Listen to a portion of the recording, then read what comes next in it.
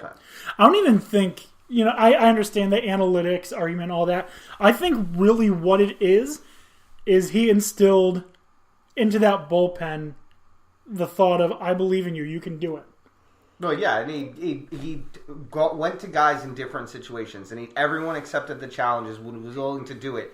He actually made the team play for the team and not for themselves. He made people check their egos at the door, and I think that made the big difference in this team. And this team has a lot of pieces that can breed success for a long time. There's only 3 players on our current roster that are going to be up for free agency this year, and that's Kimbrel, who was the biggest liability in the postseason because every time he came in, he gave up almost at least 1 run.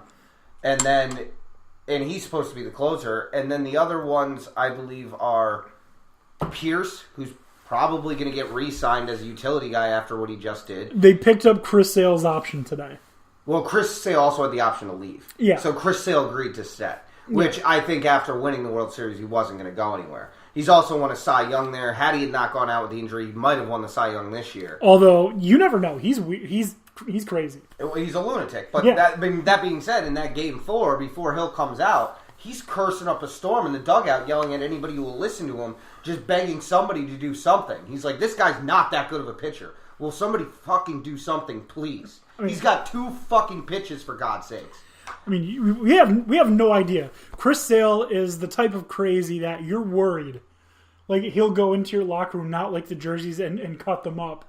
And I mean, I worry more than that. He might set the building on fire. Well, I was just thinking, like, all these crazy scenarios, be like, you know what? I don't like beans. Thanks for the time, Sox, but I gotta go. Yeah, but that's always a possibility. But I'm glad because he doesn't like beans. He stayed, but the other person other than that is Evaldi. And Evaldi, we may not sign Evaldi just because his performance this postseason is probably going to make his contract worth a lot more, whoever he signs with. Oh, we're going to get to watch a good football game. We got Miami of Ohio versus Buffalo coming up. Buffalo, 7-1. Yeah, I don't see Miami of Ohio doing well there. No, they've got this new quarterback at Miami of Ohio. His name is Jen Roethlisberger. So, that'll be fun to watch. Yeah. Yeah. Anyways, we talked about baseball for way too long. We're going to open up our actual... God, I just want to say I'm so happy that baseball is over. Oh, God, I don't need to hear about it anymore except for Tony's, victory lap, but that's fine. It's all right, man. Like I said, all the pieces are there. We might be talking about it for years. We're not going anywhere, Yankees. Step it up. You guys want a little bit of news that is breaking news to me just a little bit ago? Sure. Maryland? You're pregnant? Yeah. Oh. Maryland football has reinstated head coach DJ Durkin. I'm surprised. I am as well. Yeah. I don't agree with it. Yeah, that's a bold move. He might have some dirt on the AD. Yeah, he might. Well, the president of the school has been set to retire in June. So the president's like, I'm out soon anyways. I don't care. Yeah, I guess that's true. Anyways.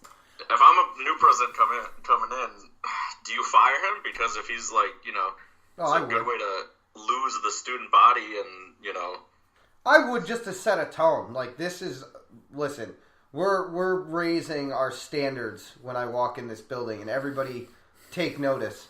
I mean, it depends, because there are some things that you can do. We don't know what the situation is. Maybe there's a reason that he had to be brought back.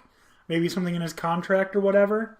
And they're like, we really can't absorb his contract. It's too much money for us to just cut him loose. Could be. Yeah, there could definitely be contract issues. There are things that if the next president feels like they can't take that loss of money, if that's what the situation is, that they can do that can really, set a tone. They can self-impose a bowl ban. They can do all sorts of things that the NCAA can do. I mean, they could do that, but nobody's doing that at the school because the school's the one reaping the benefit and the money if they get it. I mean, it depends on the type of president you get. If it's someone that's, not so concerned about the money as they are about doing the right thing and sending the right message. I would just fire the coach and that would send the message myself because you have a justification for doing it.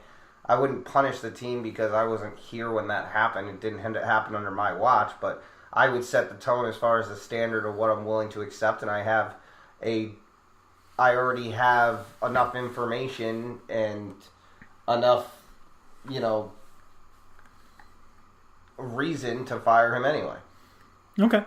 Yeah. That would be my course of action because it's a ripple effect that gets sent across the athletic department. That's a good point. And it shows everyone that you're serious to be here without hurting necessarily the school that you've just taken responsibility of. I mean, you can also demote him. You can make him the highest paid, coordinator in college football. No. I'll let somebody else try and hire you. That's what I wouldn't have reinstated him. Like I said, I'm actually kind of shocked he even still has a job. He better be stashing away those pennies because I have a feeling there are dark clouds coming his way.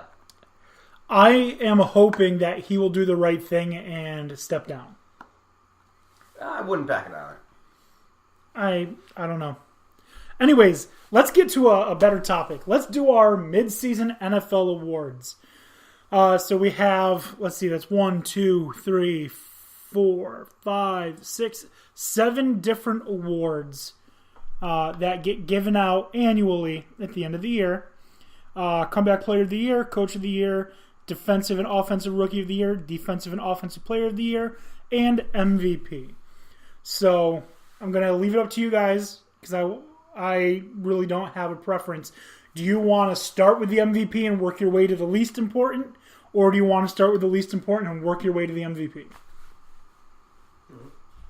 It honestly makes no difference to me. They're already written down, and so it's not like they're going to change if we change the order. All right, so let's start at the bottom, work our way up. All right. All right. So these are ranked in the order of what I feel is most important to least important. So we're going to start with Comeback Player of the Year. For quite a while, I've been giving this person a hard time. I've been saying that I don't think they're going to be all that good when they return. And much to my surprise, I was wrong. My 2018-2019 Comeback Player of the Year is Andrew Luck. He has, if you're a Colts fan or someone who just likes, seeing good football, he's been a very pleasant surprise. His stat line is actually a lot better than I thought it would be, especially coming off such a major injury. So I am very pleased with the numbers that I've seen from Andrew Luck. And if you give me just a second, there it is. I'm just pulling it up. Andrew Luck this season, 225 of 342, 2,187 yards. Halfway through the season, he's going to get 4,300 yards, 23 touchdowns to 8 interceptions. That's a damn good half season so far. Comeback Player of the Year, Andrew Luck. Mine's Adrian Peterson. Why Adrian Peterson? It's only because he's kind of found a nice niche for himself in Washington. He's kind of had to, he bounced around the Saints a little bit. He wasn't getting really any playing time. Went to the Cardinals, had an opportunity to play last year, but didn't produce. No, his first game with the Cardinals, he had a monster game. Yeah, but his consistency level, like we were saying, is at a whole nother pace now. I mean, he's turning off 90-yard games like he used to and has some monster games in there. It looks like this guy is the exception rather than the rule. Although, shame on us because doubt Adrian Peterson, and this is what happens. Go get the switch. Yeah, I guess that's true. So, I mean, BB makes a good point. He crossed my mind during this possibility, too. No. So, we've got Andrew Luck for me, Adrian Peterson for Dan Beebe, Dan O'Shea, Tony. What have you guys got? Go ahead, Dan. Dan? Or I'll go. Sorry about that. Feel free, Tony. I'm actually going to go with J.J. Watt. Me too.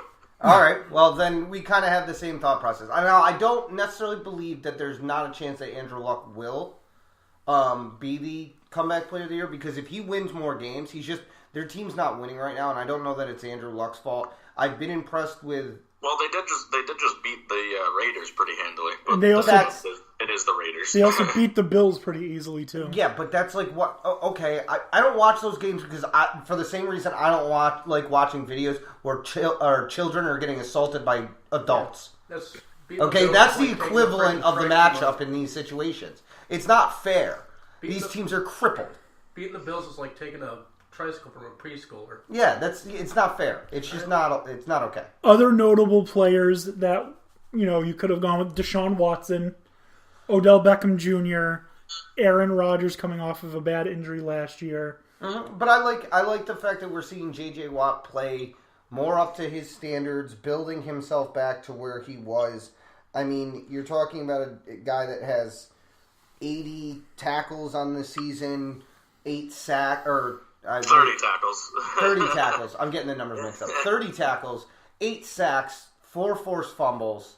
I mean, he's playing much more the level he was because I feel like last year and even the year before that, he was kind of shells of himself. And he has turned it around to become that dominant force on defense that he was, and he's playing at a consistent rate. Do I believe Andrew Luck could get to that consistent rate, win them more games, and become the comeback player of the year? Yeah. But I think those 3 are the only one you can make the argument for. Deshaun Watson, maybe, but Deshaun Watson got hurt before we really saw what Deshaun Watson is, so I wasn't sure of how good he really could be. Right. And the issue that I have, not with your pick of J.J. Watt, but with J.J. Watt is he's got that ultimate warrior mentality.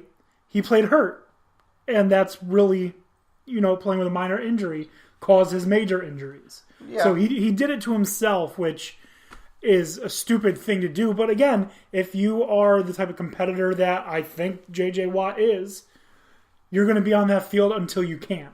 Well, yeah, he's definitely one of those players that's going to play through some kind of pain.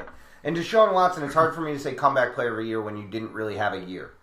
That's a good point. If he'd gone through 10 or 12 games, they got through 3. He unfortunately didn't get through as many enough to really give us an idea of what he was capable of and then come back from something. Yeah, he does look absolutely fantastic, though. I'm not knocking him. If you're a fantasy owner.